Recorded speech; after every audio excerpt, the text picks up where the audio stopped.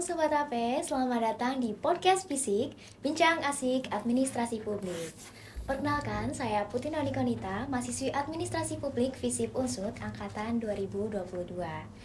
Nah, hari ini kami memiliki kesempatan istimewa untuk mendebatkan wawasan dari narasumber kita yang sangat terhormat, yaitu beliau Bapak Dr. Tobirin S.Sos MSI. Mungkin kita boleh berkenalan singkat nih Pak, silakan. Baik, selamat siang semuanya teman-teman sekalian. Saya Tobirin, Ketua Jurusan Administrasi Publik FISIP Unsud Universitas Jenderal Sudirman, Purwokerto. Baik Bapak, sebelumnya kami mengucapkan terima kasih atas kesediaan Bapak menjadi narasumber pada podcast Fisik hari ini. Dan kami juga berterima kasih banyak atas kesediaan Bapak karena akan membagi ya Pak pengetahuan ataupun pengalaman di podcast hari ini. Nah, mungkin Sobat AP di rumah yang sudah membaca tagline dari video ini, jadi tema yang akan dibawakan pada podcast hari ini yaitu mengenai kredit poin dan lulus tanpa skripsi. Mungkin langsung saja nih Pak ke tema yang pertama yaitu kredit poin. Nah, mungkin saya akan membacakan beberapa pertanyaan dan mungkin selanjutnya beliau Bapak Tobirin akan menjawab. Untuk langsung pertanyaan pertama, mungkin bisa dijelaskan Bapak tentang apa itu kredit poin dan tujuan kredit poin itu untuk apa? Baik, terima kasih teman-teman sekalian. Berbicara kredit poin ini sebenarnya adalah satu mekanisme atau sistem pembelajaran di luar akademik yang dihargai, di mana poin ini diperuntukkan untuk pengembangan karakter dari mahasiswa. Selain belajar di kampus, juga belajar di luar kampus. Oleh karena itu, kredit poin ini sebenarnya menunjang MBKM, jadi Merdeka Belajar Kampus Merdeka, dan tentunya untuk mengantisipasi perubahan, pengembangan karakter, juga pengembangan peningkatan soft skill, maka perlu ada kredit poin ini. Oh baik, jadi kredit poin ini emang bertujuan untuk mengembangkan soft skill seperti itu ya Pak? Iya. Oke, nah untuk pertanyaan selanjutnya, apakah setiap mahasiswa ini diwajibkan Pak untuk mendapatkan, untuk memenuhi kredit poin ini? Baik, setiap mahasiswa diwajibkan khususnya untuk angkatan 2021 dan 2022 dan seterusnya gitu ya, 2023 dan seterusnya. Itu berdasarkan pada SK Rektor nomor 3177 tahun 2001, di mana kewajiban dari kredit poin ini adalah diperuntukkan untuk mahasiswa tadi dari 2021 sampai 2022 dan seterusnya. Baik. Gitu. Nah, untuk kredit poin ini apakah ada minimal Pak untuk lulus dan ataukah mungkin ada konsekuensi yang didapatkan oleh mahasiswa jika tidak memenuhi persyaratan minimum dari kredit poin ini? Baik, kredit poin ini ada angka minimumnya adalah 120 untuk memenuhi bagaimana sebagai bentuk persyaratan dari yudisium. Sehingga untuk bisa yudisium maka diperlukan angka kredit poin 120, itu minimal. Jadi bisa menempuh 120 maka diperoleh sertifikat untuk bukti dari pelaksanaan yudisium itu. Jadi minimal 120. Baik.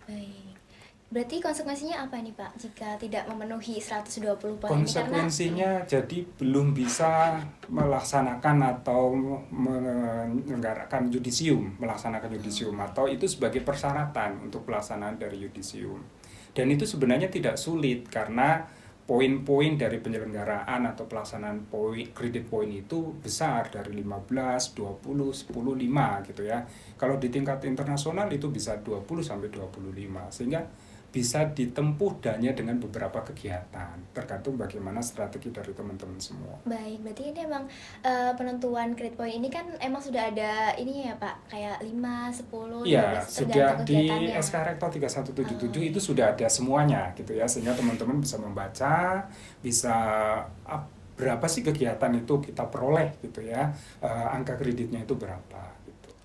Oke, baik. Nah, selanjutnya nih Pak, beberapa bulan yang lalu kan ada sosialisasi ya Pak tentang kegiatan kredit poin ini ternyata bisa diupload lewat online. Nah, bagaimana ini Pak cara mahasiswa untuk menggunakannya dan sudah sejauh mana kesiapan jurusan administrasi publik sendiri untuk menghadapi hal ini? Baik, jadi ini adalah dari program dari fakultas yang kemudian dikoordinir oleh masing-masing jurusan, termasuk adalah jurusan administrasi publik. Nah, mahasiswa itu bisa mengakses di SKPM Visit Unsud ACID, dan itu tentunya program yang memang baru diluncurkan bulan kemarin. Masih ada banyak kendala, terutama berkaitan dengan input atau migrasi data, terutama angkatan 2021-2022, agar bisa proses atau ongoing dari pelaksanaan input dan lain sebagainya. Jadi kami masih membutuhkan waktu. Program secara garis besar sudah oke, tinggal bagaimana proses kelanjutannya, terutama adalah input data berkaitan dengan data-data, khususnya data mahasiswa 2021-2022. Baik Pak, nah untuk selanjutnya apakah akan ada sosialisasi lanjutan untuk Ya. mungkin mahasiswa baru juga angkatan 2022 kan baru, ataupun nanti untuk menyambut juga kedatangan dari mahasiswa AP 2023 Pak? Ya, jelas ini satu hal baru yang perlu diperkenalkan secara detail, bagaimana input, bagaimana proses, dan bagaimana nanti agar bisa berhasil, terutama mencapai credit point 120. Dan tentunya yang paling kita sampaikan adalah selain pola pikirnya bahwa credit point itu intinya tidak menghambat, tetapi adalah mengembangkan karakter atau soft skill dari teman-teman mahasiswa, terutama angkatan 2021 dan seterusnya gitu ya. Dan inilah yang kemudian ingin kita kembangkan bersama. Oleh karena itu kita sudah menyusun agenda, terutama penjadwalan sosialisasi. Jadi dari aspek teknis, proses, input dan lain sebagainya sudah kita siapkan gitu. Baik, mungkin melanjutkan pertanyaan yang sebelumnya tadi ya Pak, tentang kegiatan-kegiatan untuk menambah jumlah poin ini, mungkin bisa lebih dijelaskan detail Pak, kegiatannya itu seperti apa saja? Jadi pengembangan soft skill itu intinya di luar kampus atau di luar akademik, atau kegiatan-kegiatan itu sifatnya ada yang wajib dan sifatnya itu adalah bisa diikuti oleh siapapun gitu ya. Wajib itu PKKM gitu ya di tingkat universitas, kemudian di tingkat fakultas. Selain itu, credit point itu mendukung program atau kegiatan HMJ gitu ya. Jadi setiap mahasiswa wajib mengikuti dari himpunan mahasiswa jurusan. Kalau dari AP, HMAP gitu ya. Kalau dari politik, jurusan politik dan lain sebagainya gitu ya. Dan itu sangat mendukung. Dan itu wajib hukumnya. Selain itu adalah ada kegiatan-kegiatan yang boleh diikuti, dan itu nggak wajib tetapi memiliki credit point. Itu di bidang olahraga, di bidang ilmiah, di bidang karya seni, itu ada harganya. Terutama di ilmiah ya, nanti ada di tingkat internasional, misalnya publikasi atau penulisan jurnal. Itu ada poinnya. Di tingkat lokal itu juga ada poinnya. Jadi antara 25 sampai 5 sampai 25. Jadi kalau kegiatan itu dilakukan dengan sistematis, dengan baik, saya kira nggak ada 2-4 semester sudah selesai gitu. Iya Pak, karena dari seperti yang Bapak bilang tadi, dari kita masuk mengikuti PKKMB itu sudah dapat poin. Sudah dapat poin. Itu kalau di tingkat universitas 15, kalau di fakultas 10 gitu. Kalau jadi anggota HMAP itu 5 gitu. Ya, itu kemudian wajibnya. mungkin banyak juga yang ikut dari UKM di tingkat fakultas seperti itu ya Pak, ataupun fakultas. Iya, di fakultas maupun universitas itu ada harganya. Dan yang paling menjanjikan itu adalah menjadi ketua. Gitu ya. Ketua UKM gitu ya. Itu nilainya lebih dari 10 gitu. Baik. Nah, manfaat dari adanya credit point ini bagi mahasiswa sendiri itu apa ya Pak? Ya, saya kira pertama tadi ya, pengembangan karakter, peningkatan soft skill, kemudian memperluas wawasan dari mahasiswa bahwa kegiatan kampus itu tidak hanya sekedar akademik, tetapi adalah pembelajaran itu juga bisa dilakukan di luar kampus. Bisa juga misalnya pengabdian pada masyarakat. Selama ini misalnya mahasiswa didorong untuk aktif dalam kegiatan-kegiatan masyarakat, misalnya kerja bakti, karang taruna, ataupun kegiatan-kegiatan itu yang bermanfaat positif. Dan itu dalam rangka untuk meningkatkan pengembangan karakter mahasiswa. Saya kira itu. Baik, dan selanjutnya mungkin apakah ada batas semester dalam pemberlakuan sistem credit point ini Pak? Ya, tidak ada. Jadi selama menempuh masa studi sebelum pelaksanaan yudisium. Jadi syarat termasuk bagaimana yudisium ada sertifikat yang nanti akan diupload di SKPM FISIP Unsut ACID, dan itu basisnya adalah mandiri gitu ya, sehingga mahasiswa bisa mengupload sendiri. Bukti-buktinya itu ada surat undangan, ada surat tugas, ada poster, ada foto kegiatan gitu. Nah, selanjutnya untuk ketika kita sudah mengupload itu Pak, apakah ada verifikasi bahwa ini emang sudah diterima atau seperti apa? Ya, ada verifikasi, ada verifikator masing-masing jurusan. Di jurusan AP salah satu verifikatornya adalah saya gitu ya. Sekaligus saya selaku ketua tim Credit Point di fakultas. Juga masing-masing jurusan itu ada adminnya untuk memverifikasi dari data yang disampaikan oleh mahasiswa. Baik, dan mungkin sebelum kita beralih ke topik selanjutnya ya Pak, ini saya Oke. ingin bertanya pendapat Bapak tentang Oke. mahasiswa yang mungkin sangat sibuk mengikuti kegiatan untuk memenuhi grade point, ataupun mereka yang sangat mengejar nih Pak di semester 1 ataupun semester 2 ingin berusaha langsung memenuhi 120, padahal ini kan sebetulnya masih ada waktu seperti Iya. itu ya Pak. Jadi sebenarnya itu tergantung pada mahasiswanya. Manajemen mahasiswa itu terutama dalam menempuh keberhasilan akademik, juga credit point di luar akademik, saya kira memang tergantung pada mahasiswanya. Kalau menurut saya itu lebih baik ada ritme gitu ya, ada semacam bagaimana mahasiswa itu mengatur untuk perolehan credit point. Jangan sampai nanti mendadak misalnya di akhir semester kita kaget loh, kita belum dapat apa-apa gitu ya. Tapi paling tidak di semester awal itu sudah ada gitu ya, misalnya yang wajib di universitas, kemudian di fakultas itu nilai 10, 15, 25, anggota 5, itu sudah jelas 30 gitu ya, kurang 90, itu sederhana gitu ya. Dan bisa dilakukan di semester kapanpun gitu. Baik, jadi pada intinya tidak perlu terburu-buru seperti Ya, itu ya Pak. tidak perlu terburu-buru, tetapi perlu direncanakan dengan baik Iya, gitu. betul. Dan tentunya juga jangan sampai kita terlalu fokus pada grade point dan akademiknya malah tertinggal seperti itu ya Pak. Itu yang tentunya kita antisipasi gitu ya. Jadi sebenarnya credit point itu intinya dalam tanda kutip tidak membebani, tetapi justru mendorong teman-teman untuk aktif di luar kampus gitu ya. Dan itu adalah bagian dari MBKM, belajar di luar kampus gitu. Dan itu juga menunjang indeks kinerja utama dari lembaga, itu indeks kinerja utama yang kedua, IKU yang kedua gitu. Baik, dan ini juga mungkin apa ya Pak, jadi bekal juga ya Pak, pengalaman untuk nantinya mungkin mendaftar kerja kita ketika kita sudah mengikuti organisasi, kan mungkin latihan berorganisasi, public speaking, bekerja sama seperti itu ya Pak. Itu orientasi kita gitu ya. Jadi di akademik dikembangkan bagaimana knowledge kita, bagaimana pola pikir kita. Tapi di pencapaian credit point itu dikembangkan bagaimana leadership kita. Yang terpenting juga adalah konektivitas kita gitu ya. Jadi bagaimana literasi relasi itu yang tentunya perlu kita bangun gitu ya. Membangun relasi dimanapun itu yang perlu kita kembangkan. Baik Pak, tadi kan kita sudah membahas mengenai credit point yang dimana ini menjadi syarat ya Pak, dengan pemenuhan kalau di AP ini 120 poin menjadi syarat yudisium. Nah, untuk lulus ini kan juga ada tugas akhir ya Pak, yaitu skripsi. Nah, saya dengar-dengar ini untuk lulus kuliah itu tidak hanya dari skripsi ya Pak, tapi ada jalur lain. Nah, kalau boleh tahu ini jalur lain tanpa skripsi itu apa saja ya Pak?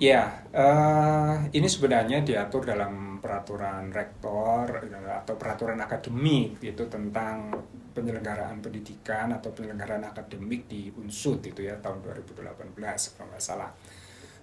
Salah satu yang menjadi agenda itu adalah bagaimana penulisan tugas akhir. Memang belum banyak dibahas di situ, termasuk bagaimana sebenarnya tugas akhir yang bisa ditempuh selain skripsi. Salah satunya adalah jurnal gitu ya. Kemudian jurnal itu penulisan karya ilmiah yang masuk dalam Sinta gitu ya. Dan tentunya Sinta itu ada Sinta 1 sampai 6. Tapi kita menganjurkan itu 4 sampai 2 gitu ya, dan bisa sebagai pengganti dari skripsi. Kemudian yang kedua selain jurnal itu adalah kegiatan-kegiatan PKM atau kreativitas mahasiswa yang sudah dalam proses pendanaan dan masuk di dalam nasional gitu ya, itu disampaikan di dalam forum PKM itu gitu ya. Dan tentunya itu kaitannya dengan selain pendanaan juga menang di tingkat nasional gitu ya, juara 1 sampai 3 itu baru dikonversi menjadi tugas akhir, dan itu sudah ada mahasiswa yang menempuh dengan cara itu. Kemudian yang ketiga yang coba dikembangkan itu adalah pengembangan dari MBKM tugas akhir, khususnya di AP itu. MBKM tugas akhir itu bukan berarti penggantinya adalah MBK magang atau MBKM gitu ya, tetapi ini adalah bagaimana mahasiswa diarahkan untuk kegiatan MBKM sekaligus untuk tugas akhir. Artinya mahasiswa diarahkan untuk memperoleh data, mencari data itu pada proses MBKM atau magang gitu.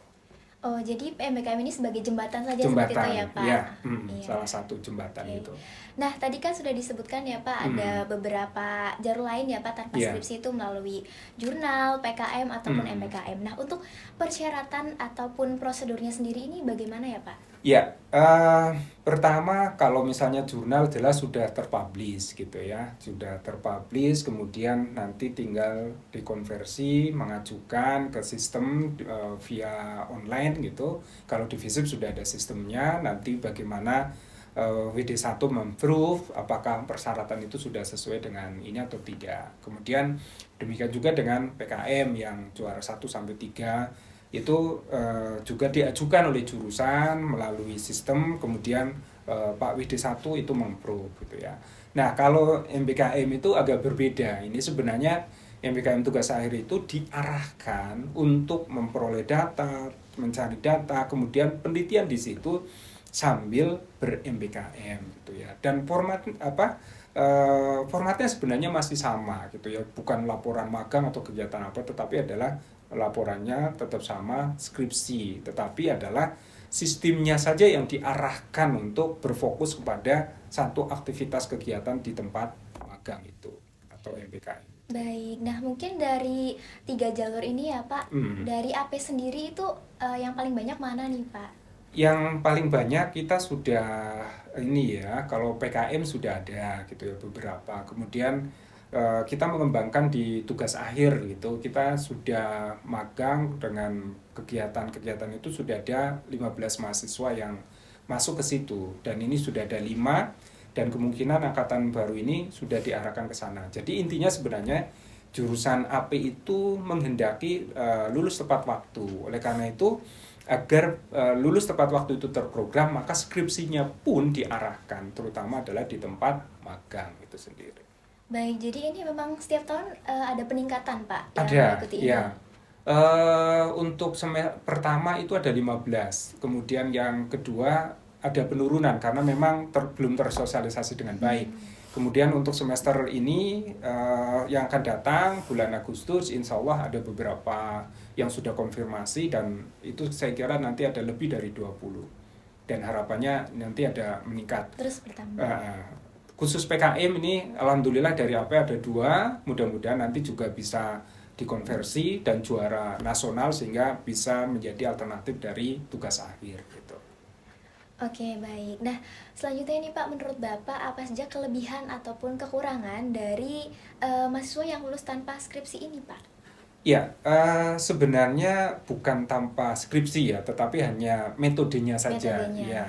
Jadi kelebihannya saya kira ada hal yang lebih menantang itu ya, ada challenge yang berbeda yang tentunya dihadapi oleh mahasiswa, dan tidak semua mahasiswa itu bisa memperoleh kesempatan itu gitu ya. Dan tentunya ada alternatif-alternatif lain yang diberikan oleh lembaga, unsur pada umumnya dan fakultas pada khususnya, ini memberikan alternatif lain untuk lulus tepat waktu, dan itu saya kira sangat baik, itu terutama di era perubahan seperti sekarang ini gitu.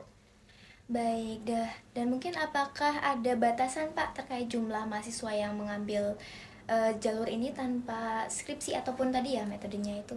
Ya. Dalam 1 tahun ini apakah ada? Ya, saya kira semuanya berdasarkan kepada aturan akademik. Ada standarisasinya, ada apa namanya peraturan rektornya, sehingga kita pun tentunya menseleksi hal itu.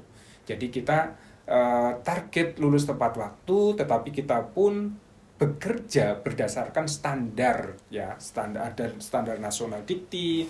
Kemudian kalau di fakultas itu ada GPM yang membuat standar operasional bagaimana tugas akhir pendidikan kita gitu ya. Itu sudah ada prosedurnya, ada standarisasinya. Sehingga kita tidak bekerja tanpa standar gitu ya. Semuanya sudah ada standarisasinya. Gitu. Baik, dan apakah mahasiswa ini juga tetap wajib Pak untuk memenuhi sistem credit point yang tadi? Ya, sekali lagi kredit point itu diperuntukkan 2021 dan seterusnya. Kalau misalnya 2020 ya belum gitu. Sehingga kalau 2021 nanti sudah harus memenuhi kredit point itu. Karena itu sudah ada SK rektornya gitu. Baik. Mungkin sudah tidak terasa ya Pak, kita sudah berada di ujung dari podcast episode kali ini. Sebelumnya saya ingin mengucapkan terima kasih banyak Bapak Tobirin atas waktu dan informasi yang telah diberikan.